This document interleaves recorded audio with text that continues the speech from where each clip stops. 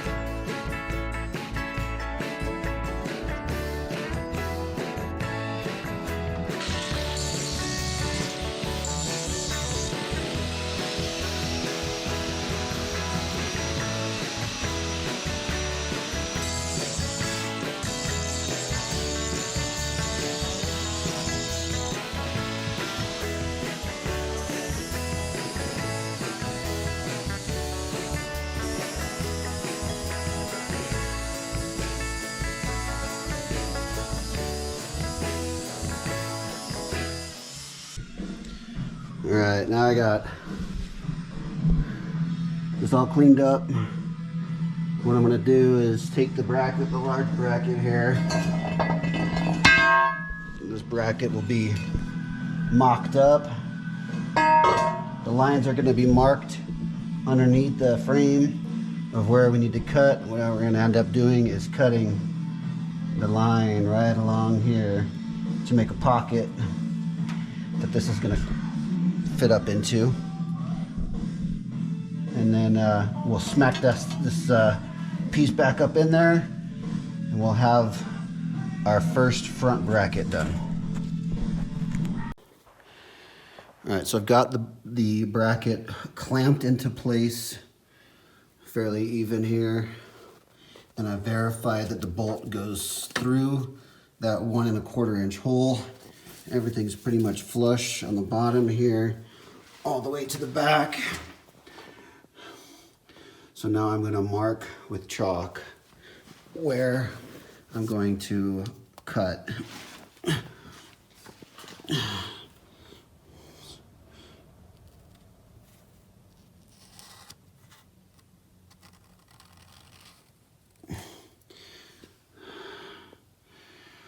that's the front side.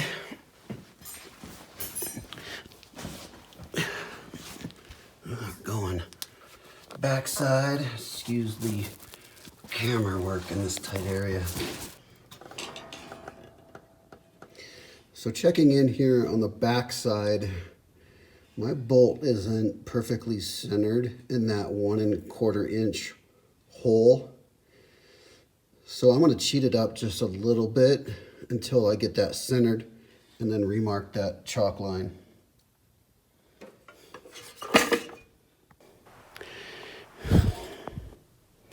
All right, having remarked that chalk line in the front, I can now mark the chalk line in the back. It looks like it's going to go right through this hole. I hope that doesn't cause much of an issue.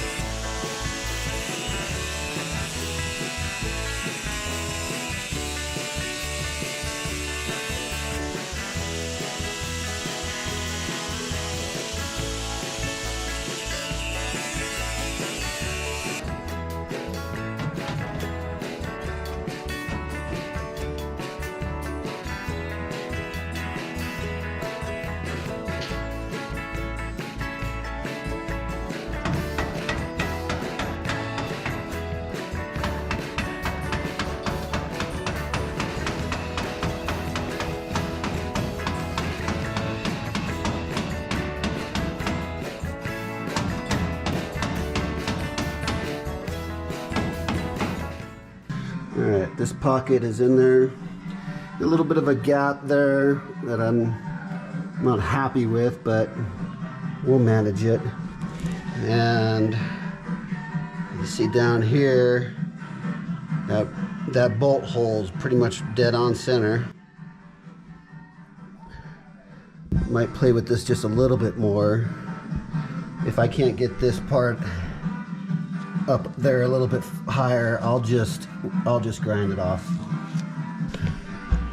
You can see there's an edge here. I'm okay with it. It's barely there. A little bit on the back. So, all right, next is to tack it in.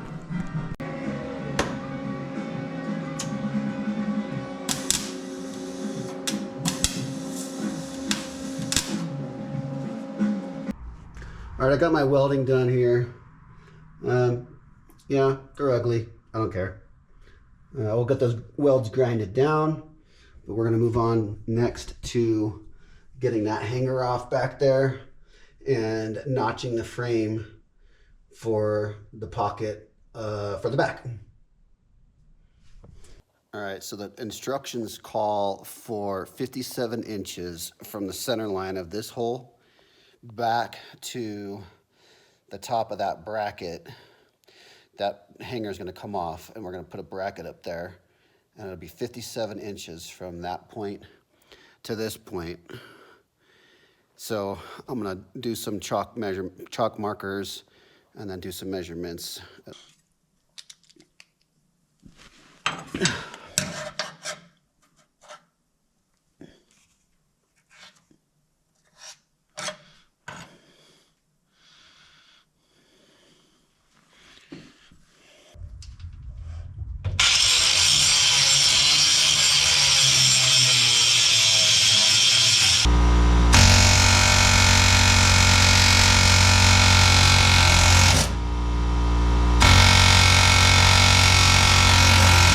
All right, the diagram says there should be 4 inches between the center of the hole and the back here.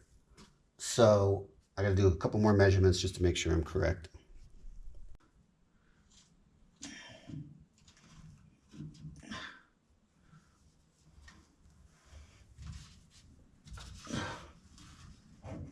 That was right about on the money where I had it sitting. All right.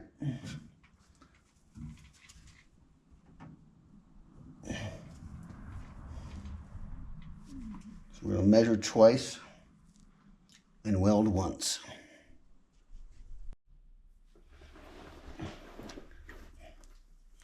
All right, got the upper mount where I want it. So I'm just gonna mark the center line of the hole. We'll count, we're gonna go back 4 inches.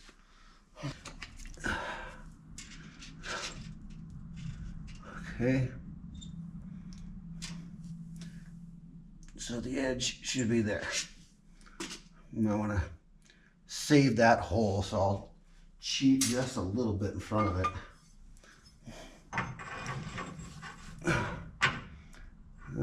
Don't think it's going to matter that much, but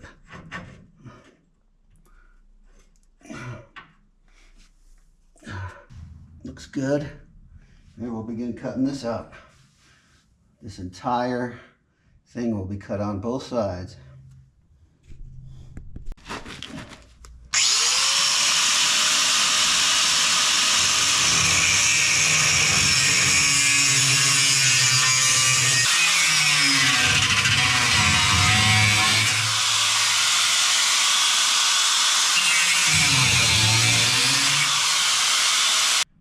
All right, so in order for me to cut it on the back side, the spare tire well is in the way.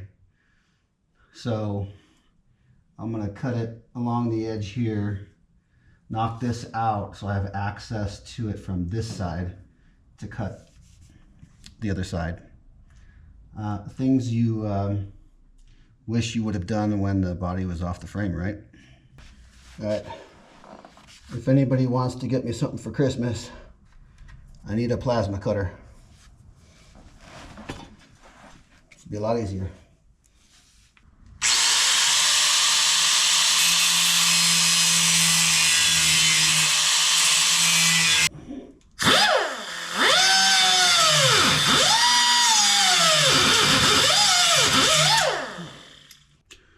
All right, these welds are looking a little bit better. Was still kind of a pain. I got a sort of a gap down there that I'm gonna have to fix. But now we'll just grind out the welds and we should be just about ready to paint the frame up and get these springs mounted up. All right, we got the welds all cleaned up and nice and smooth. We're going to clean this up with some acetone and get it ready for painting.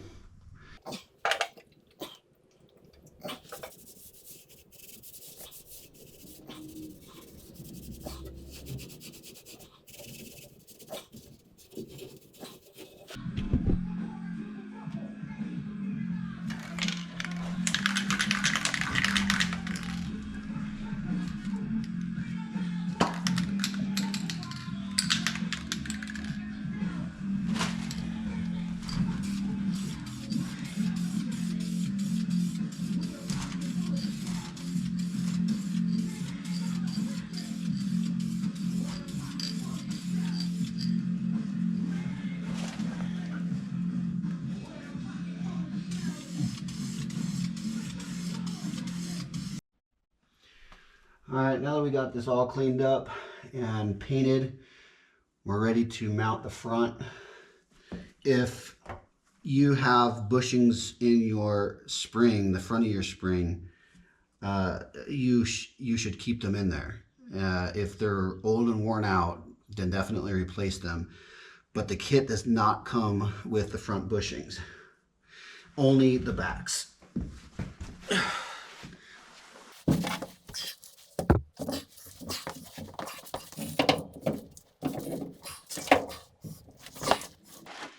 All right, for the rear,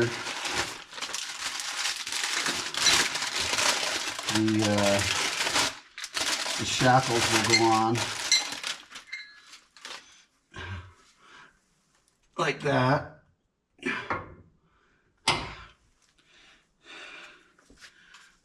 You take the 2 bushings on either side.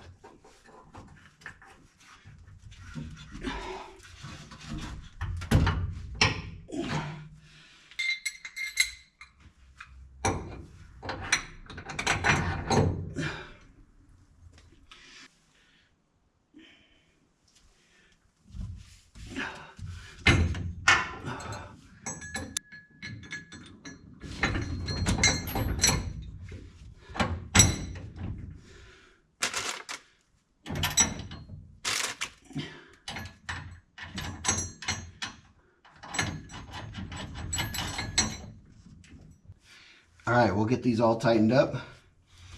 But the spring is basically hung.